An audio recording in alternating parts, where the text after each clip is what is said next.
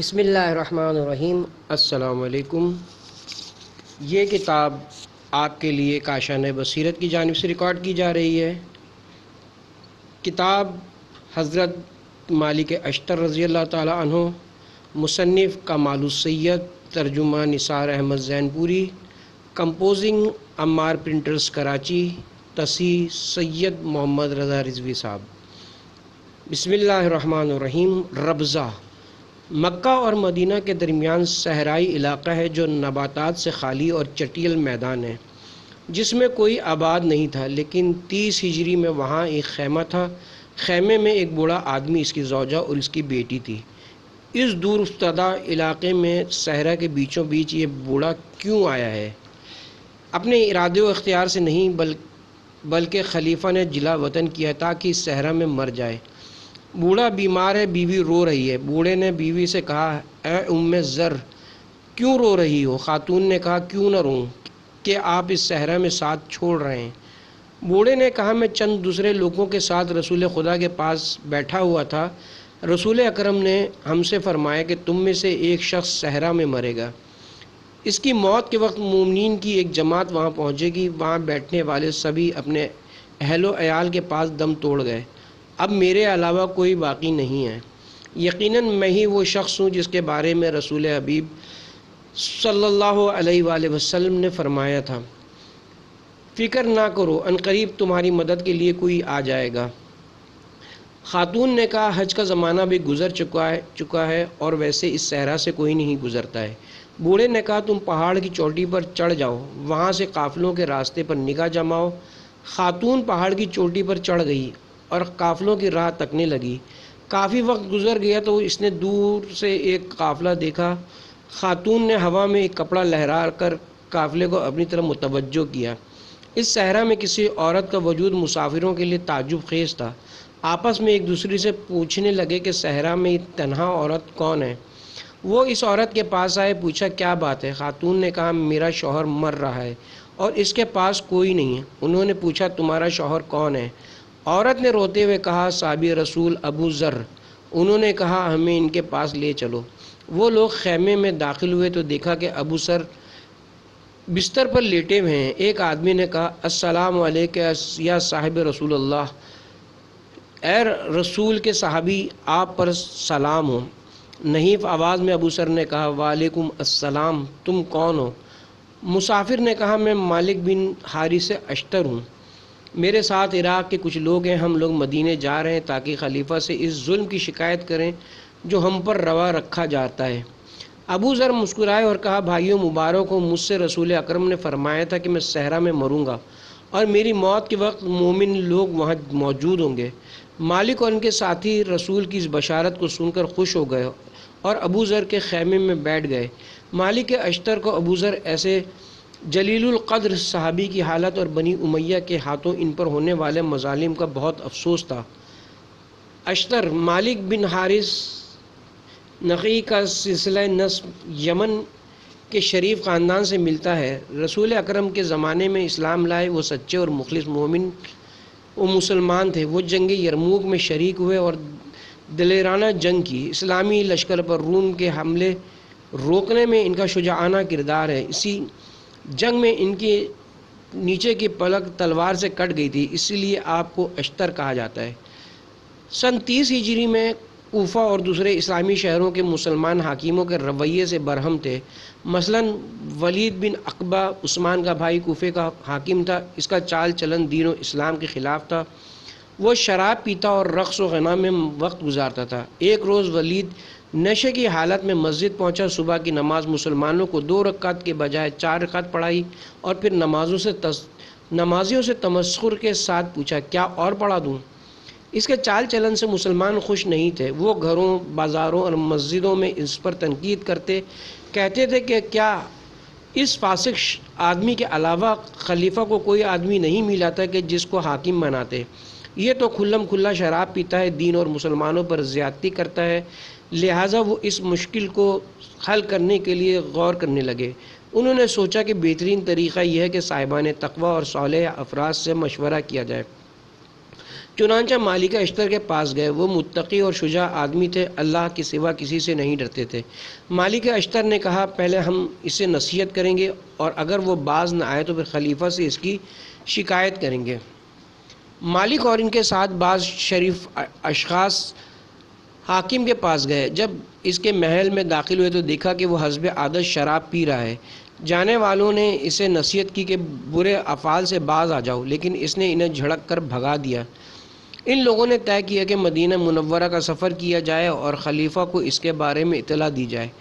وفد خلیفہ کے پاس پہنچا، مگر افسوس کہ اس نے بھی انہیں جھڑک کر بھگا دیا اور ان کی ایک نہ سنی۔ چنانچہ وہ وہاں سے بھی مایوس ہو کر واپس ہوئے۔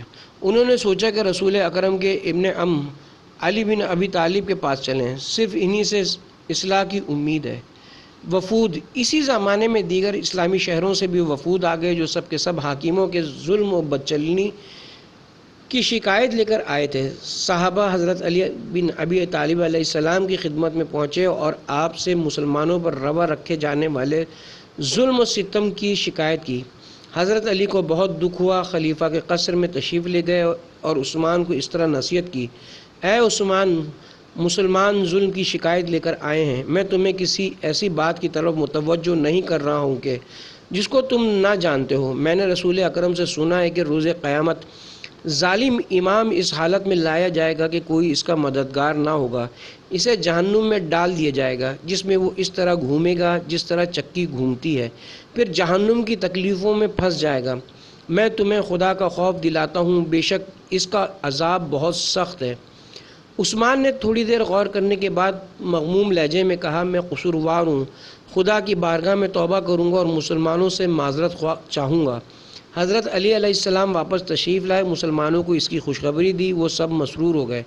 لیکن منافق مروان خلیفہ کے پاس پہنچا، گفتگو کی اور عثمان کا موقف بدل دیا اور کہا، بہتر یہ کہ آپ لوگوں کے سامنے جائیں، انہیں ڈرائیں تاکہ وہ پھر کبھی خلیفہ کی شان میں گستاخی نہ کریں۔ انقلاب عثمان نے نہ صرف یہ کہ اپنا یہ وعدہ پورا نہیں کیا کہ میں اپنے چال چلن کی اصلاح کروں گا اور حاکموں کو بدل دوں گا، بلکہ مسلمانوں سے سختی سے پیش آئے۔ شام کے حاکم معاویہ نے عثمان سے کہا کہ بعض صحابہ کو جلا وطن کر دو۔ خلیفہ نے جلیل القدر صحابی ابو ذر کو شہر بدر کر دیا اور وہ صحرا ربضہ میں بے کسی کی موت مرے۔ عمار بن یاسر کو، جو اسلام کے اولین 2 شہیدوں کے بیٹے تھے، بے دردی سے مارا پیٹا۔ ایک اور صحابی عبداللہ بن مسعود کو کوڑے لگوائے گئے، لہٰذا لوگ عثمان اور ان کے حاکموں سے تنگ آ گئے۔ چنانچہ اصحاب رسول نے تمام اسلامی شہروں میں درج ذیل مضمون کے خط ارسال کیے، مسلمانوں ہمارے پاس چلے آؤ اور خلافت رسول کی تلافی کرو۔ کتاب خدا کو بدل ڈالا گیا اور سنت رسول میں تغیر کر دیا گیا ہے۔ پس اگر تم خدا اور روز قیامت پر ایمان رکھتے ہو تو ہمارے پاس چلے آؤ اور حق کو اس کی جگہ پر قرار دو کہ جس پر تم کو تمہارے نبی نے چھوڑا تھا۔ انقلابی مسلمان حکومت اسلامیہ کے گوشہ و کنار سے مدینہ منورہ پہنچ گئے۔ مالک اشتر انقلابیوں کے نمائندے تھے، وہ عثمان کے پاس پہنچے اور کہا کہ میں اپنے وعدے کو پورا کیجیے اور امور کی اصلاح کیجیے۔ انقلابیوں کا مطالبہ یہ تھا کہ عثمان کو خلافت سے معزول کیا جائے۔ خلیفہ نے اسے قبول نہیں کیا۔ حضرت علی علیہ السلام نے ایک مرتبہ پھر اصلاح امور کی کوشش کی، مگر رائے گاہ گئیں۔ مسلمان عثمان کے رویے اور ان کے حکام کے ظلم سے نالاں تھے، لیکن عثمان اپنی بات پر اڑے ہوئے تھے۔ انقلابیوں نے عثمان کے محل کا محاصرہ کر لیا۔ حضرت علی علیہ السلام نے اپنے بیٹوں حسن و حسین کو بھیجا کہ دروازے پر پہرے کے لیے کھڑے ہو جائیں، مگر انقلابی دیوار پھاند کر خلیفہ کے کمرے میں آئے اور انہیں وہیں قتل کر دیا، جبکہ مروان اور دیگر منافقین بھاگنے میں کامیاب ہو گئے۔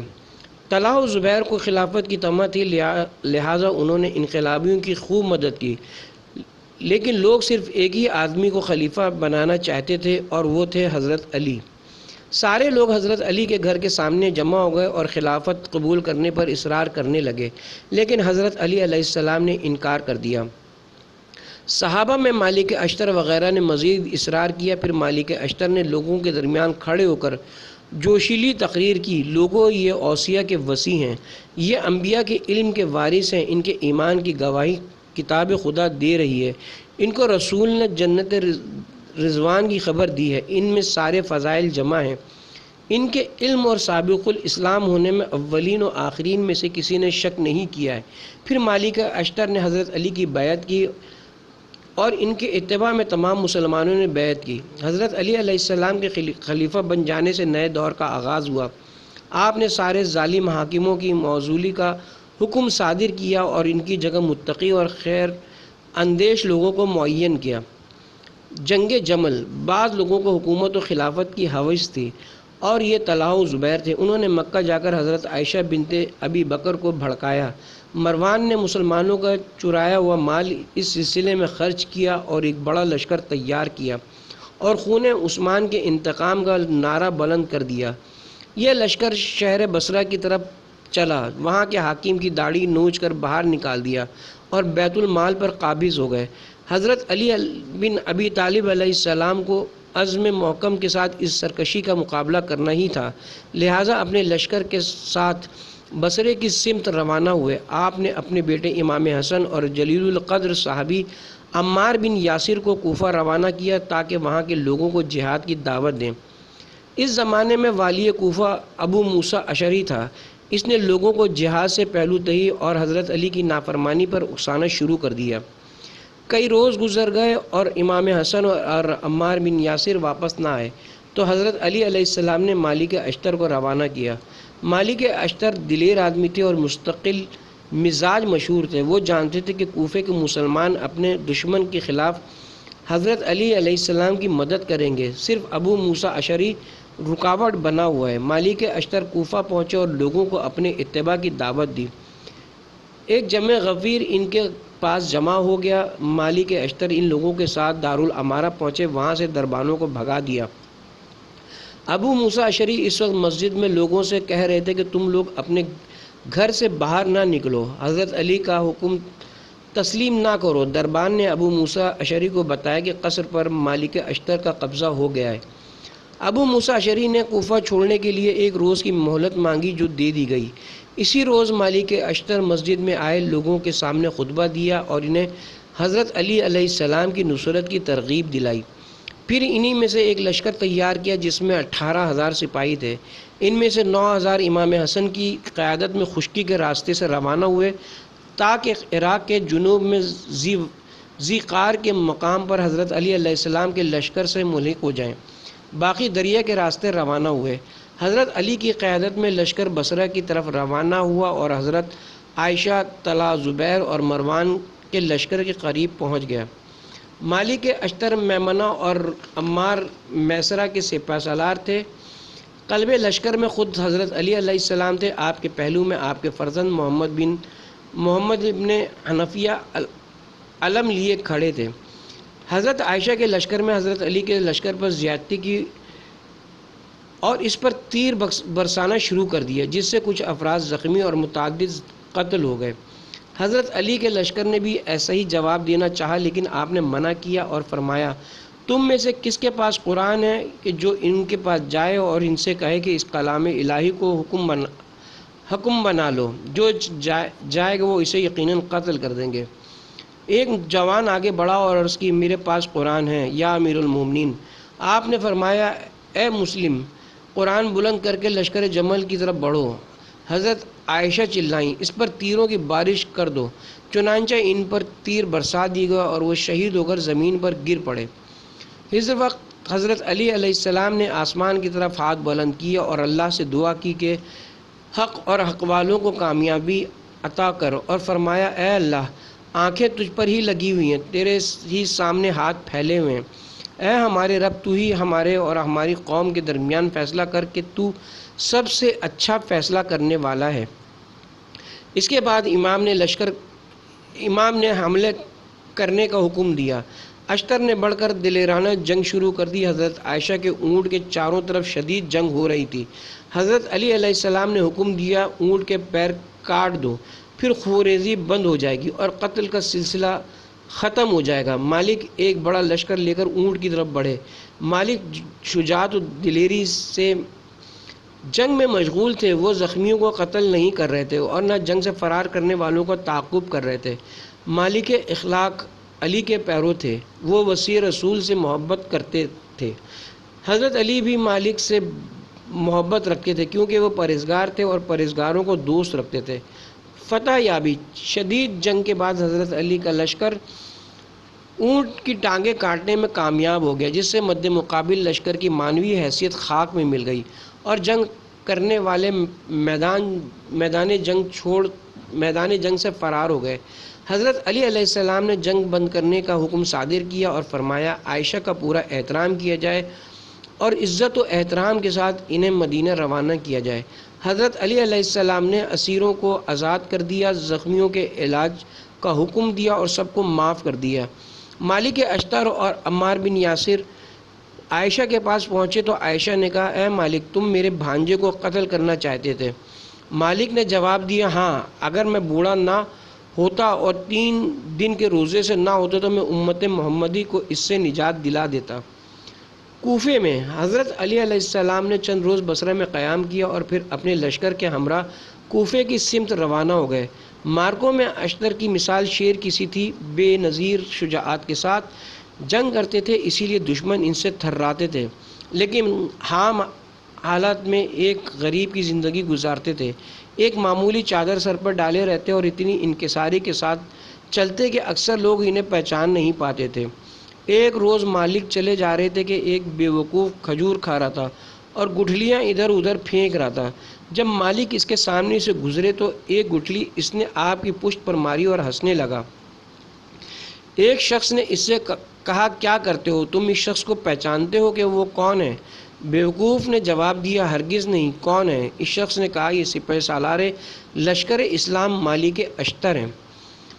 مالک اشتر اپنی راہ چلے گئے کیونکہ مومن اس بات کی پرواہ نہیں کرتا کہ بیوقوف آدمی نے اس کے ساتھ کیا سلوک کیا ہے۔ پھر مالک کو مکہ میں حضرت محمد صلی اللہ علیہ وسلم کے ساتھ مشرکین کا سلوک یاد تھا کہ وہ آپ پر خاک اور گندی چیزیں ڈالتے تھے مگر آپ کچھ نہ کہتے تھے۔ مالک مسجد میں داخل ہوئے اور 2 رکعت نماز ادا کی۔ اس شخص کے گناہوں کی بخشش کی دعا مانگی جس نے آپ کو گٹھلی ماری تھی۔ وہ شخص دوڑا ہوا مسجد میں آیا اور خود کو مالک کے پیروں میں گرا دیا، معذرت کرنے لگا اور کہا، میں اپنے فعل پر نادم ہوں، میرا عذر قبول کر لیجئے۔ مالک نے مسکرا کر جواب دیا، اے بھائی، میں تم پر ناراض نہیں ہوں، میں اس لیے مسجد میں آیا تھا کہ نماز پڑھوں اور تمہارے لیے استغفار کروں۔ جنگ صفین: حضرت علی علیہ السلام حکومت چلانے اور شہریوں کے حکومتی منصوبوں کے لیے پرہیزگار لوگوں کو منتخب کر رہے تھے، لہذا مالک اشتر کو شام کے علاقے میں موصل، سنجار، نصیبین، حیت اور آنات کا حاکم مقرر کیا۔ معاویہ نے خلیفہ کی بات تسلیم نہ کی اور شام میں اپنی علیحدہ حکومت قائم کر لی۔ حضرت علی نے بہت کوشش کی کہ معاویہ اطاعت کر لے، متعدد خطوط ارسال کیے، وفود بھیجے جنہوں نے اس سے گفتگو کی، لیکن یہ چیزیں بے فائدہ ثابت ہوئیں، لہٰذا حضرت علی علیہ السلام نے ایک لشکر تیار کیا اور اس کی سپہ سالاری مالک اشتر کے سپرد کر دی۔ لشکر شام کی طرف روانہ ہوا۔ جب قرقیسیہ نامی مقام پر پہنچا تو وہاں شام کے لشکر سے مقابلہ ہوا جو کہ ابوالعور سلمہ کی سپہ سالاری میں آیا تھا۔ مالک اشتر نے لشکر کے سپہ سالار کو سرکشی سے باز رکھنے اور امیر المومنین کی اطاعت میں داخل کرنے کی لاکھ کوشش کی، لیکن اس نے انکار کر دیا۔ رات میں شام کے لشکر نے موقع غنیمت سمجھ کر آگاہ کیے بغیر حملہ کر دیا، جبکہ یہ کام شریعت اور اخلاق کے منافی تھا کیونکہ یہ دھوکہ ہے۔ حضرت علی کے لشکر نے باغیوں کے حملے کا مقابلہ کیا اور ان میں سے متعدد افراد کو قتل کر دیا اور پسپا ہونے پر مجبور کر دیا۔ ایک بار پھر مالک کی جرأت اور شجاعت آشکار ہوئی۔ آپ نے ابوالعور کے پاس قاصد بھیجا اور اس کو مقابلے کی دعوت دی۔ قاصد نے کہا، اے ابوالعور، مالک نے تمہیں مقابلے کے لیے بلایا ہے۔ معاویہ کے لشکر کا سپہ سالار بزدل تھا، کہنے لگا، میں ان سے مقابلہ نہیں کرنا چاہتا۔ معاویہ کی قیادت میں شام کے لشکر کے پاس بہت بڑی رسد پہنچ گئی۔ صفین کے میدان میں فرات کے آس پاس دونوں لشکروں میں مقابلہ ہوا۔ معاویہ کے لشکر نے ساحلی علاقوں پر قبضہ کر لیا اور نہر پر پہرا بیٹھا دیا۔ یہ فعل بھی شریعت اسلامیہ اور جنگی قواعد کے خلاف تھا۔ حضرت علی علیہ السلام نے صحابی رسول کو گفتگو کے لیے معاویہ کے پاس روانہ کیا۔ ساسا معاویہ کے خیمے میں داخل ہوئے اور کہا، اے معاویہ، حضرت علی نے کہلایا ہے کہ ہم کو ہماری ضرورت بھر فرات سے پانی لینے دو، ورنہ ہم جنگ کریں گے اور جو غالب ہوگا وہی پانی پیے گا۔ تھوڑی دیر خاموش رہنے کے بعد معاویہ نے کہا، میرا جواب تھوڑی دیر میں مل جائے گا۔ حضرت علی کا نمائندہ وہاں سے نکل آیا۔ معاویہ نے بعض لوگوں سے مشورہ کیا۔ ولید نے کہا، انہیں اس وقت تک پانی نہ دیا جائے جب تک وہ سر نہ جھکا لیں۔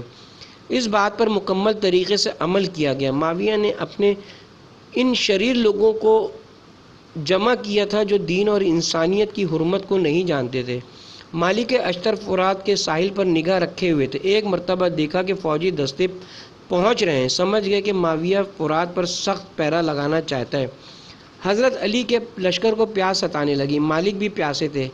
جندی نے ان سے کہا، میرے مشکیزے میں تھوڑا سا پانی ہے، اسے پی لیجئے۔ مالک نے انکار کر دیا اور کہا، ہرگز اس وقت تک پانی نہ پیوں گا جب تک سب سیراب نہ ہوں گے۔ مالک حضرت علی کی خدمت میں حاضر ہوئے اور عرض کی، اے امیر المومنین، ہمارے لشکر کو پیاس مارے ڈال رہی ہے اور اب جنگ کے علاوہ چارہ کار نہیں ہے۔ حضرت علی نے جواب دیا، یقیناً جس نے آگاہ کر دیا اس پر سے ذمہ داری ختم ہو گئی۔ لشکر کے درمیان حضرت علی نے خطبہ دیا اور انہیں جہاد کی ترغیب دلائی۔ اگر مغلوب ہو کر زندگی گزارنا ہے تو جیتے جی موت ہے، اور غالب آ کر مرنا بھی جینے کے برابر ہے۔ بہترین حیات یہ کہ انسان شہید کی موت مرے۔ جنگی صفین میں سب سے پہلے مالک اشتر نے حملہ کیا اور دلیری سے جنگ کی اور فرات کے کنارے کی طرف پیش قدمی کی۔ شدید حملوں کے بعد فرات کے ساحل کو آزاد کرا لیا اور معاویہ کے لشکر کو پسپا ہونے پر مجبور کر دیا۔ پانی سے معاویہ کے لشکر کو پیچھے دھکیل دیا گیا تو انہوں نے فرات پر دوبارہ قبضہ کرنے کے لیے ہیلہ بازی کی۔ اگلے روز حضرت علی کے لشکر کے درمیان ایک تیر آ کر گرا۔ تیر کے ساتھ ایک خط بندھا ہوا تھا۔ لشکر والوں نے اہتمام کے ساتھ خط پڑھا۔ خط ہاتھوں ہاتھ تیزی سے منتقل ہوتا رہا اور یہ خبر پھیل گئی، شام کے لشکر میں شریک ہم تمہارے ایک خیرخواہ بھائی کی طرف سے، معاویہ تمہاری طرف فرات کاٹنا چاہتا ہے اور غرق کر دینا چاہتا ہے، بچو۔ خط کے مضمون کی لشکر نے تصدیق کی اور پیچھے ہٹ گیا۔ شامیوں نے موقع سے فائدہ اٹھایا اور ایک بار پھر فرات پر قبضہ جما لیا۔ مگر حضرت علی علیہ السلام کے لشکر نے شدید حملہ کر کے مقبوضہ علاقے کو آزاد کرا لیا۔ معاویہ کو اس کا بہت افسوس ہوا اور عمرو بن عاص سے پوچھا، کیا تم یہ سمجھتے ہو کہ علی ہم پر پانی بند کر دیں گے؟ عمرو بن عاص نے جواب دیا، علی ایسا نہیں کریں گے جیسا تم نے کیا تھا۔ شام کا لشکر بھی فکر مند تھا، لیکن انہیں جلدی یہ خبر مل گئی کہ حضرت علی نے پانی بند نہیں کیا ہے بلکہ ان کے لیے بھی گھاٹ کھلے چھوڑ دیے ہیں۔ بعض شامیوں نے حضرت علی اور معاویہ کے درمیان فرق کو اچھی طرح محسوس کر لیا کہ معاویہ کامیابی حاصل کرنے کے لیے ہر جائز و ناجائز کام کر لیتا ہے، مگر حضرت علی ایسے نہیں ہیں، وہ فضائل کی روشنی میں اور اخلاق انسانی کے مطابق زندگی بسر کرتے ہیں۔ لہٰذا بعض سپاہی رات میں خفیہ طریقے سے معاویہ کے لشکر کو چھوڑ کر حضرت علی کے لشکر میں آ گئے، کیونکہ علی نے حق و انسانیت کا ثبوت فراہم کر دیا تھا۔ معاویہ، مالک اشتر کا وجود معاویہ کی آنکھوں میں کھٹکتا رہتا تھا، کیونکہ جنگ میں ان کی شجاعت و بہادری نے حضرت علی کے لشکر کے حوصلے بلند کیے تھے اور شامیوں کے کلیجے دہلا دیے تھے۔ معاویہ نے سوچا کہ انفرادی جنگ کے ذریعے مالک اشتر کو راستے سے ہٹایا جائے، چنانچہ مروان سے کہا، تم مالک کا قصہ پاک کر دو، لیکن مروان مالک سے خوفزدہ رہتا تھا، لہٰذا اس نے معاویہ سے معذرت چاہی اور کہا، اس سلسلے میں آپ ابن عاص سے کیوں مدد حاصل نہیں کرتے؟ وہ تو آپ کا دایاں بازو ہے۔ معاویہ نے یہ کام عمرو بن عاص کے سپرد کیا تو اس نے بادل ناخواستہ منظور کر لیا۔ ابن عاص اشتر سے مقابلے کے لیے نکلا۔ مالک ہاتھ میں نیزہ لے کر اس کی طرف بڑھے اور دفاع کا موقع دیے بغیر اس پر قاری ضرب لگائی، جس سے اس کا چہرہ زخمی ہو گیا، چنانچہ اس نے میدان سے بھاگ کر جان بچائی۔ عمار کی شہادت۔ گھمسان کی جنگ ہو رہی تھی۔ عمار لشکر علی کے میسرہ کی سپہ سالاری کر رہے تھے۔ اور بوڑھے ہونے کے باوجود بہادری کے ساتھ جنگ کر رہے تھے۔ جب آفتاب غروب ہو گیا تو عمار نے افطار کے لیے کچھ طلب کیا کیونکہ وہ روزے سے تھے۔ ایک سپاہی نے انہیں دودھ سے بھرا ہوا پیالہ دیا۔ عمار کو اس وقت رسول اکرم کی بشارت یاد آ گئی اور کہا بہت سے لوگوں کو آج کی رات شہادت نصیب ہوگی۔ رسول اکرم نے مجھ سے فرمایا تھا کہ اے عمار، تمہیں باغی گروہ قتل کرے گا اور اس دنیا میں تمہاری آخری غذا دودھ ہوگا۔ جلیل القدر صحابی نے روزہ افطار کیا اور ایمان سے معمور دل کے ساتھ میدان جنگ میں پہنچ گئے اور شہادت پانے تک قتال کرتے رہے۔ حضرت علی اس شہید کی لاش پر آئے اور غمزدہ ہو کر فرمایا اللہ عمار پر رحم کرے، جس دن وہ زندہ ہو کر اٹھائے جائیں گے، اے عمار تمہیں جنت مبارک ہو۔ عمار بن یاسر کے شہید ہونے سے میدان جنگ کا نقشہ ہی بدل گیا۔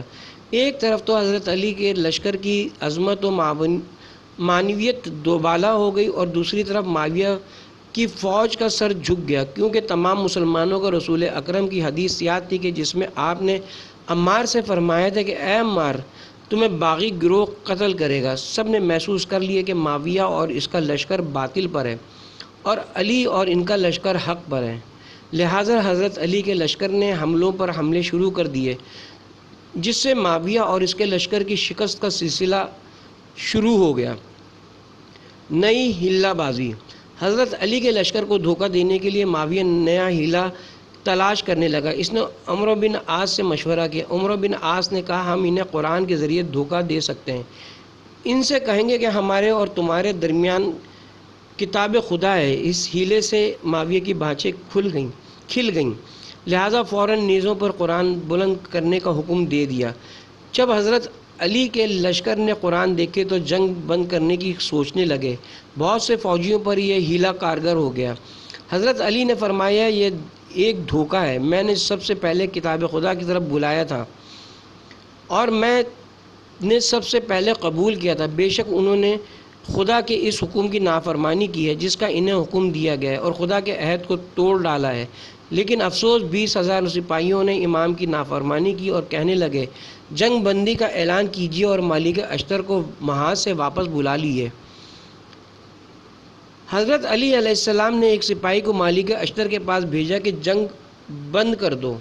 اشتر نے جنگ جاری رکھتے ہوئے کہا چند لمحوں میں ہمیں آخری فتح حاصل ہو جائے گی۔ سپاہی نے کہا لیکن حضرت علی 20,000 سرکشوں کے محاصرے میں ہیں جو آپ کو دھمکی دے رہے ہیں کہ اگر جنگ بند نہ ہوئی تو ہم آپ کو قتل کر دیں گے۔ مالک واپس لوٹنے پر مجبور ہو گئے اور کہا لا حول ولا قوت الا باللہ۔ تحکیم مالک جانتے تھے کہ معاویہ نے کیا چال چلی ہے، یہ ایک ہیلہ ہے، لیکن امام علی علیہ السلام کے حکم سے فوراً واپس آ گئے تاکہ فتنہ کھڑا نہ ہو جائے۔ وہ شجاع، سپہ سالار اور اطاعت شعار فوجی تھے۔ مارکہ آرائی ختم ہو گئی۔ کتاب خدا کو حکم بنانے پر دونوں لشکروں کا اتفاق ہو گیا۔ معاویہ نے عمرو بن عاص کو اپنا نمائندہ بنا کر باہم بات چیت کے لیے بھیجا۔ حضرت علی نے بھی عقلمند، ذہین اور کتاب خدا کے عالم انسان عبداللہ بن عباس کو اپنا نمائندہ منتخب کیا، لیکن سرکشوں نے ایک بار پھر اس کا انکار کر دیا اور کہنے لگے ہم ابو موسیٰ کو اپنا نمائندہ منتخب کرتے ہیں۔ حضرت علی علیہ السلام نے نصیحت کرتے ہوئے فرمایا میں اس سے خوش نہیں ہوں، عبداللہ بن عباس اس سے بہتر ہے۔ سرکشوں نے اس کا انکار کر دیا تو حضرت علی نے فرمایا اشتر کو نمائندہ بنا دو، اس کا بھی انکار کر دیا اور ابو موسیٰ ہی کو نمائندہ بنانے پر مصر رہے۔ حضرت علی نے فتنے کا سدباب کرتے ہوئے فرمایا اب تمہاری مرضی، جو چاہے کرو۔ اس بات چیت کے لیے دونوں نمائندے ایک جگہ جمع ہو گئے۔ عمرو بن عاص نے سوچا کہ ابو موسیٰ کو دھوکہ دیا جائے، لہٰذا اس سے کہا اے ابو موسیٰ، فتنے کا سبب معاویہ اور علی ہیں، ہم ان دونوں کو خلافت سے الگ کرتے ہیں اور کسی تیسرے آدمی کو منتخب کرتے ہیں۔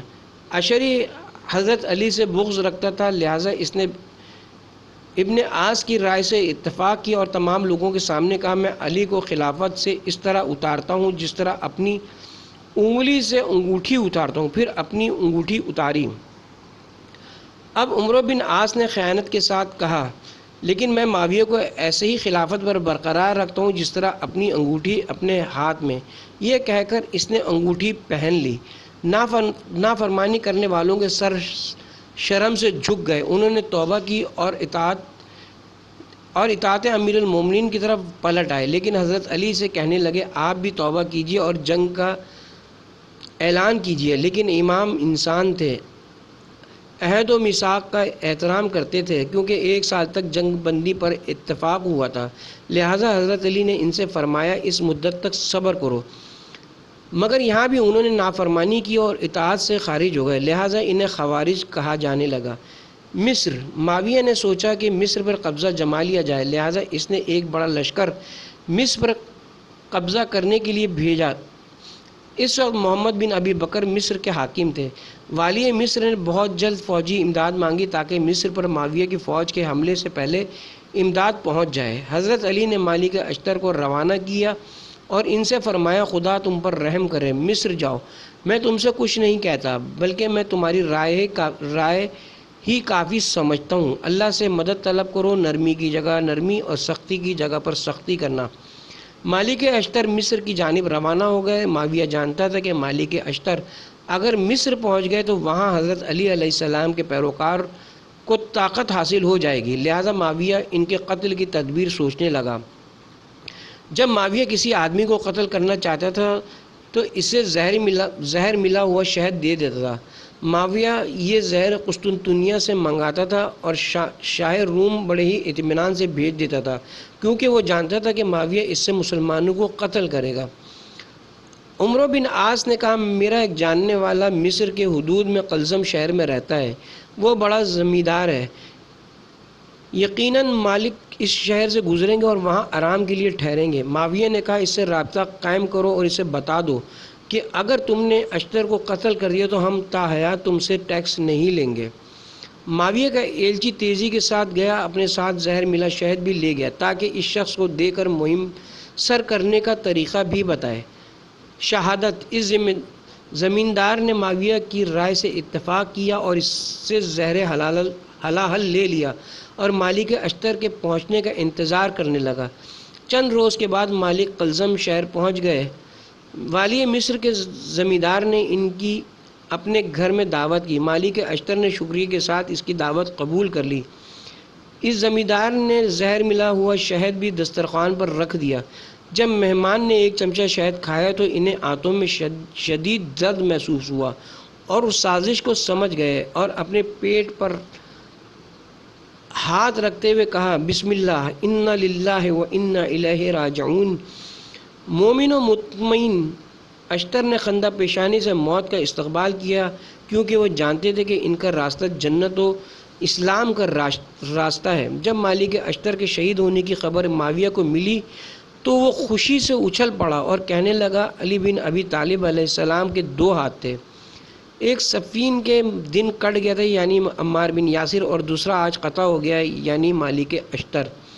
مالک اشتر کی موت پر حضرت علی نے غمزدہ ہو کر فرمایا خدا مالک پر رحم کرے، وہ میرے لیے ایسا ہی تھا جیسے میں رسول اکرم کے لیے تھا۔ بے شک مالک اشتر رضوان اللہ علیہ حضرت علی سے محبت رکھتے تھے اور آپ کی اطاعت کرتے تھے، جیسا کہ حضرت علی حضرت محمد مصطفیٰ صلی اللہ علیہ وسلم سے محبت رکھتے اور اطاعت کرتے تھے۔ اس طرح مالک اشتر نے اپنی جہاد سے معمور زندگی ختم کی تاکہ ان کی درخشاں سیرت ہر جگہ کے مسلمان جوانوں کے لیے نمونہ بنی رہے۔ اس طرح یہ کتاب اس جگہ پہ ختم ہوئی اور انشاءاللہ بہت جلد ایک نئی کتاب کے ساتھ ملاقات ہوگی۔ جزاک اللہ۔